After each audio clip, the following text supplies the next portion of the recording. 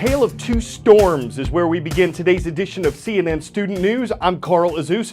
When we produced today's show, the Japanese island of Okinawa was getting hit with a super typhoon. Its name is Chaba. Its maximum sustained winds were about 165 miles per hour. That made it the equivalent of a Category 5 hurricane, the strongest type.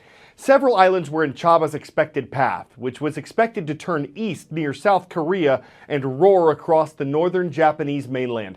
And in the Caribbean, Hurricane Matthew, a Category 4 storm last night, was expected to brush by Jamaica and hit Haiti overnight before moving over eastern Cuba. Matthew was traveling slowly with 140-mile-per-hour winds. The longer it hovers over an island, the more rain it can bring and the bigger its threat of causing flash floods and mudslides. Throughout the Caribbean, airports have been closed, storm shelters opened, and cruises rerouted to avoid the hurricane. This is what we're expecting the storm to do as it gets into the Bahamas. This is what concerns me. You can see the left turn as it gets east of Cuba, and then it gets into the Turks and Caicos. It turns left. It turns back toward the U.S. Then it has to turn right to miss us. Now, that's the forecast, but that still concerns me whether that's going to happen or not. Here are the models. See how they turn left? See this little left? This is what really concerns me. That part right there. Will they actually turn right again, or will they just keep going to the left? Those are so many days away. I know, and we talk about this all the time, that the first 24 to 48 hours of a model is very good. After that, not so good. So if this is the good part, and this might not be the good part, where does it go from there? You need to keep watching if you live on the East Coast anywhere. Once again, international tensions have flared up over a place named Kashmir. It's not an independent country. Kashmir is a highly disputed region of Asia that both India and Pakistan claim as their own. They each control part of it, so does China, but it was in the section of Kashmir that's controlled by India where an attack was launched late Sunday night. India blames terrorists for shooting at an Indian army camp there. This was after troops from India and Pakistan exchanged fire, with each country accusing the other of provoking it.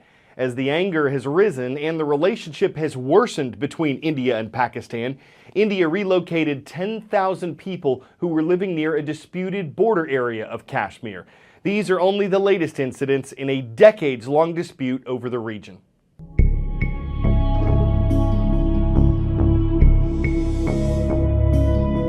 Kashmir today looks and sounds on edge, armed and ready to go off.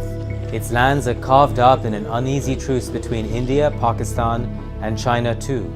But before all that, Kashmir was known not as a flashpoint, but as Asia's Switzerland, with beautiful snow-capped peaks and lush valleys. So how did we get here? The troubles began around 1947 when India and Pakistan gained their independence from Britain. Pakistan was created out of Muslim-dominated areas. Kashmir was a sticking point. It was Muslim majority, but its leader at the time decided to accede to India. Now, fighting over Kashmir has led to wars in 1947 and again in 1965. Even after both India and Pakistan became nuclear, they attacked each other in 1999, stopping short of a full-scale war. Today, tensions are ratcheting up once again. Updating you now on an unexpected vote in the South American nation of Colombia. We reported yesterday that polls showed that a peace agreement negotiated by the nation's government and the FARC rebels who've been fighting it for 52 years had a good chance of passing.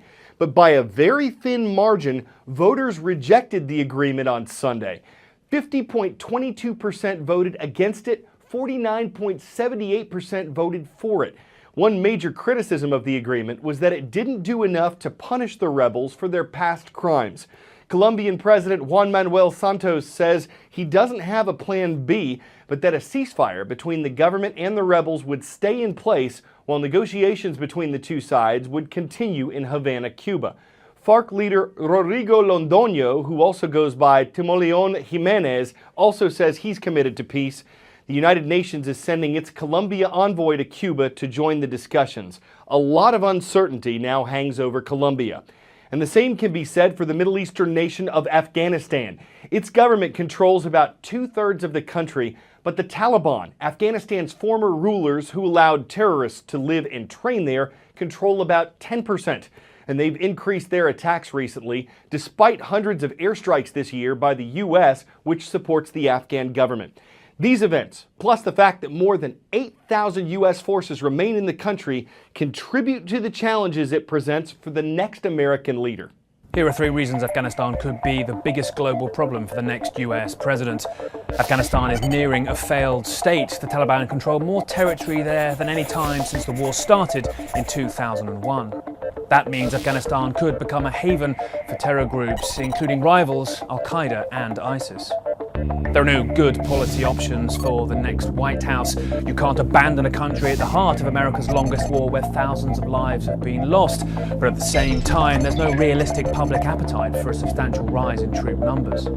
Afghanistan is both Pakistan and India's problem, and they are both nuclear powers. Afghanistan accuses Pakistan of assisting the Taliban, and Pakistan accuses India of interfering in Afghanistan. Either way, Afghanistan suffers and remains a regional headache for the US. The 2016 Nobel Prize for Medicine has been awarded to a Japanese biologist. Yoshinori Osumi made discoveries in the area of autophagy. That's the process that a cell uses to recycle some of its own components. Scientists have known about autophagy since the 1960s, but Osumi's work, which included experiments with baker's yeast, led to a deeper understanding of how cells stay healthy. He'll receive more than $900,000 in prize money. As advances in medicine are made around the world, there's a US-based biotechnology company that's raised record funds, even though its method is so far unproven and hasn't worked before, and its human trials, which could take years, are just getting started. For years, incurable diseases like cancer and HIV have stumped scientists. But what if there was a cure for those diseases right under our noses? Literally. At biotech startup Moderna, they believe the key to treating rare diseases is to trigger the body to heal itself, to make its own medicine. And how does that work? It all comes down to proteins. So sometimes when you're sick, what you're just missing is one protein. That if we could just give you that protein back, then you'll be healthy again. So how do you get that one missing protein back into your body? For years, we've relied on pharmaceutical companies to make expensive protein-based drugs for treatment. But protein-based drugs aren't as effective as they could be and can degrade in the bloodstream or digestive tract. That's where Moderna comes in. By injecting your body with messenger RNA molecules, they've discovered a way to naturally trigger your body's cells into making their own healing proteins. The body makes its own medicine. In theory, messenger RNA or mRNA could deliver the genetic instructions to your cells to make any type of protein that your body needs to heal itself. But until recently, scientists believed our immune systems would reject mRNA from outside sources. Evolution has taught all of our cells to ignore messenger RNA when it comes from the outside. That's what a virus looks like. What we've been able to do at Moderna is actually change the properties of that mRNA so that to the cell it looks like its own. And that breakthrough has led to potential treatments for a wide range of conditions, from heart disease to cancer. Over the last 4 years, Moderna has raised $1.5 billion, partnering with pharmaceutical companies, the government, and recently the Gates Foundation, who committed $20 million to tackle HIV. But research is still in its early stages. Moderna recently started their first 2 human clinical trials and has plans for at least 4 more.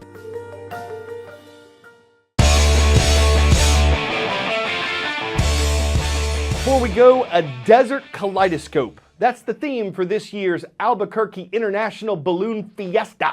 Got off the ground over the weekend in New Mexico and runs through the week. More than 500 hot air balloons are taking part in one of the oldest forms of aviation. And of course, that looks amazing in this time-lapse video.